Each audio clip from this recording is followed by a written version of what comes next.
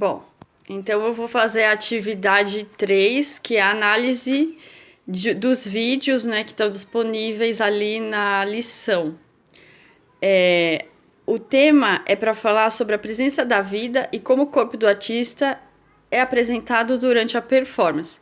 O primeiro vídeo que eu escolhi para falar é Corpo Ruindo, de Paula Garcia. Eu escolhi esse vídeo porque eu gostei muito de como ela trabalha essa questão, né, da força física do corpo, do trabalho, e com relação a que ela faz uma relação com os trabalhadores. Eu lembrei do filme do Charlie Chaplin sobre tempos modernos, né, em que o artista ele vai parafusando, né, várias vezes apertando o parafuso, e nisso que ele vai apertando o parafuso, ele vai repetindo esses gestos mecânicos, né, automáticos, remetendo também à ideia da era industrial, né, da produção em série, se torna cômico porque justamente é uma situação exagerada, mas também não deixa de remeter a uma crítica, né, do trabalho alienado, em que em algum momento você não pensa mais. E aí ela faz essa análise de que a partir do esforço físico do corpo, que ela fez outra performance que também tinha a ver com um esforço físico, e depois de muito tempo repetindo um gesto, quando o corpo para e descansa, a mente não pensa. Há uma espécie de... não é de meditação, mas é de vazio. A mente não consegue pensar porque o cansaço físico, o corpo vence o pensar. Eu achei muito interessante essa relação. No vídeo, ela coloca vários objetos que ela diz que são muito pesados, coloca essa relação com o imã, que é uma relação que ela quer explorar da força, e ela vai ajustando esses objetos na parede. E aí, depois de muito ajustar, de ficar cansada, disso fica demonstrado, né, na expressão dela, na respiração. Depois de forçar muito essa parte do corpo, ela pausa, lava as mãos, né? A roupa dela também é a roupa de muitos trabalhadores, né? Em geral, dessas empresas que trabalham com a força física, então há uma padronização das pessoas, as pessoas estão todas vestidas da mesma forma, elas não se distinguem, elas também estão vestidas em série, e elas repetem a exaustão, aquele mesmo gesto. E ela diz que vários trabalhadores, várias pessoas realizam esse tipo de trabalho. E depois de realizado, de cansar, de fazer uma pausa, lavar a mão, aí ela volta e vai repetir, colocando os objetos no lugar que eles estavam. Eu gostei também muito daquele capacete que é um imã e que os parafusos grudam e ela joga, à medida que ela joga aqueles parafusos, aquilo me remeteu a uma ideia também de que a cabeça também tá cheia daquela atividade. Então, aquela atividade, ela exauriu o corpo, mas ela exaure também a mente. Você não consegue mais pensar naquilo. Eu achei muito interessante a performance dela, eu gostei muito, porque eu acho que é uma crítica também ao trabalho que a gente realiza, muitas vezes, e não só o trabalho físico.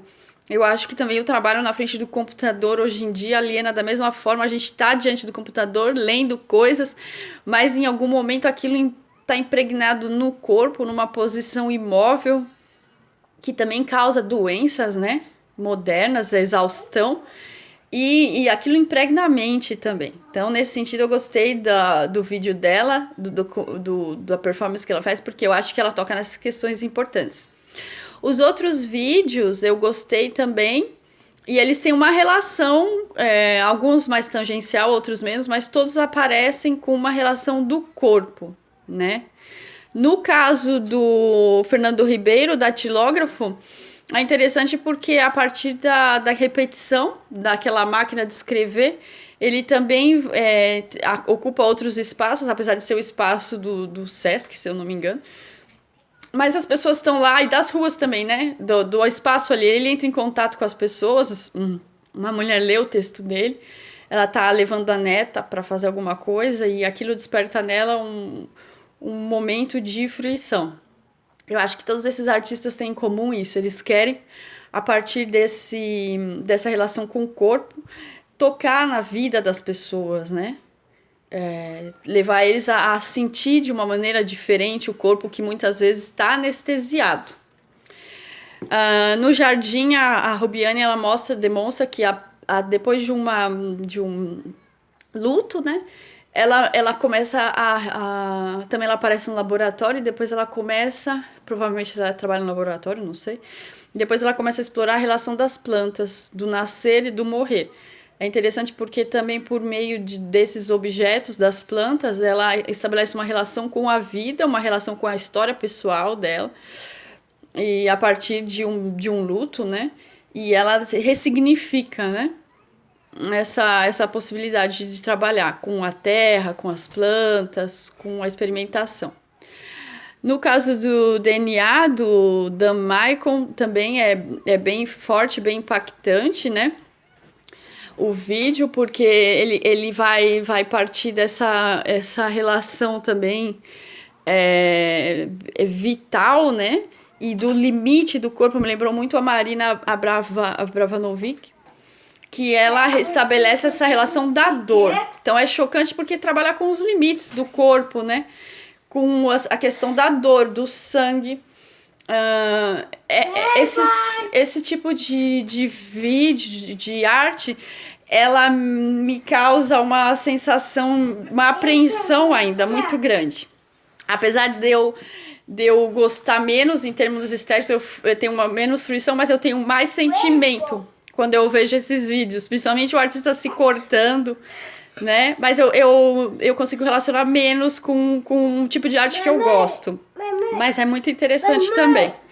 No caso da transmutação da carne, é curioso porque aí sim, eu acho que tem um momento em que ele não é uma pessoa, ele toma a carne seca e aí ele vai trabalhar com a questão do fogo, do imprimir o selo, né, como se fazia com o boi, marcar o boi, e ele imprime essa relação com a escravidão no Brasil. Eu acho que é interessante, é forte, não é tão impactante quanto o vídeo que o artista se corta e vai desenhando na parede com o próprio sangue.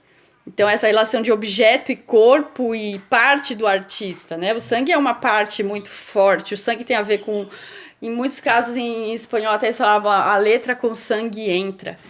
Essa relação de escrever e da arte, do sangue, do corpo, da dor, né? Para mim é muito impactante ver essas imagens, mas no caso da transmutação da carne é mais simbólico, mas o tema eu gosto porque é uma crítica e eu acho que quem vê esse tipo de performance fica tocado, porque sente o cheiro, vê a cor, escuta o barulho da carne, né? Então, de alguma maneira, isso toca as pessoas. No caso do vínculo, é bem interessante porque o artista, é interessante ver o antes e o depois, quer dizer, de um espaço totalmente apagado, pastel, como as pessoas se apropriaram do espaço, como ali tem uma relação de amor, ódio, violência, parece que as pessoas se expressam muito ali e comem ali, fazem tudo ali, e acredito que o outro grupo de artistas, né, fez uma performance se tocando e ele conversa com as pessoas, isso é muito bonito, é muito interessante. Eu acho que eu fico sempre surpreendida também, porque parece que o público tem esse, como diz o Hélio, esse participador, ele tem uma vontade, ele tem uma pulsão de criar também muito grande, só que isso tá diluído, tá apagado, tá anestesiado. Então eu acho que quando esses artistas, no preenchendo o espaço também, né, que o artista toca, né, e aí ele vai tocando, ele se joga no chão para tocar, e aí ele toca com uma mão, ele não toca, e aí tem a relação do silêncio. Eu acho que todos esses artistas, de alguma maneira, essas performances despertam no público a vontade de participar, de fazer também. E mostra que a arte é para todo mundo. Então, isso que eu achei interessante, que é uma relação vivencial. E tanto o artista quanto o público vivencia a arte. E os objetos que fazem parte da performance. O corpo do artista é o objeto. O artista é o sujeito, é o objeto dessa relação também. Que é muito forte, cria um vínculo muito intenso com o público.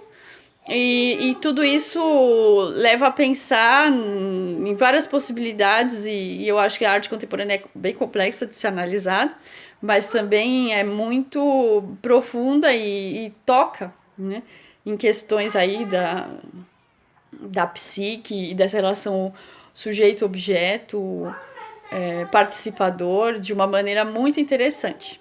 E é isso.